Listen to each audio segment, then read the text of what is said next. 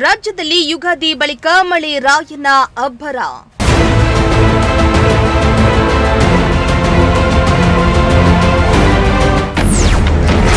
ಹಲವೆಡೆ ಬಿರುಗಾಳಿ ಸಹಿತ ಭಾರೀ ಮಳೆ.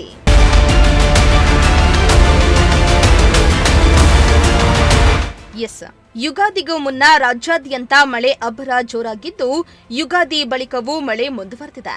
ರಾಜ್ಯದ ಹಲವು ಜಿಲ್ಲೆಗಳಲ್ಲಿ ಮತ್ತೆ ಮಳೆ ಅಬ್ಬರ ಜೋರಾಗಿದ್ದು, ಅಕಾಲಿಕ ಮಳೆಗೆ ಒಂದ್ ಕಡೆ ಜನರು ಖುಷಿಯಾಗಿದ್ರೆ ಮತ್ತೊಂದು ಕಡೆ ಬೆಳೆ ನಷ್ಟದ ಭೀತಿಯಲ್ಲಿದ್ದಾರೆ.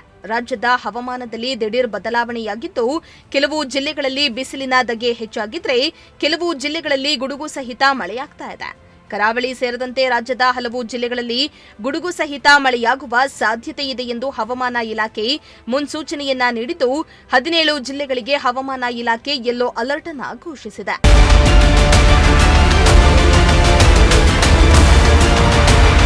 ಇನ್ನು ಶಿವಮೊಗ್ಗ, ಚಿಕ್ಕಮಗಳೂರು, ಹಾಸನ, ಕೊಡಗು, ಮೈಸೂರು, ಚಾಮರಾಜನಗರ, ಧಾರವಾಡ, ಕೊಪ್ಪಳ ಸೇರಿ ಹಲವು ಜಿಲ್ಲೆಗಳಲ್ಲಿ ನಿನ್ನೆ ಬಿರುಗಾಳಿ ಸಹಿತ ಭಾರೀ ಮಳೆಯಾಗಿದ್ದು, ಇಂದು ಕೂಡ ಮಳೆ ಮುಂದುವರಿಯುವ ಸಾಧ್ಯತೆ ಇದೆ ಎಂದು ಮುನ್ಸೂಚನೆಯನ್ನ ನೀಡಿದ್ದು, 17 ಜಿಲ್ಲೆಗಳಿಗೆ ಹವಾಮಾನ ಇಲಾಖೆ ಯೆಲ್ಲೋ ಅಲರ್ಟ್ ಅನ್ನು ಘೋಷಿಸಿದೆ.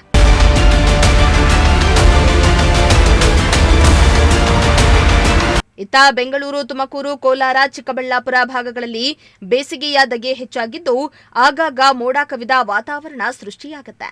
ಆದರೆ ಮಳೆ ಪರಿಣಾಮ ಕಡಿಮೆ ಇದ್ದು ಉಷ್ಣಾಂಶ ಹೆಚ್ಚಾಗ್ತಾ ಇದೆ.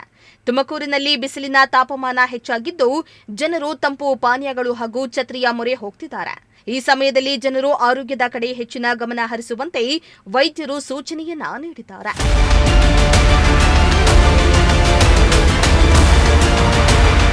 Bureau report, Prajashakti TV.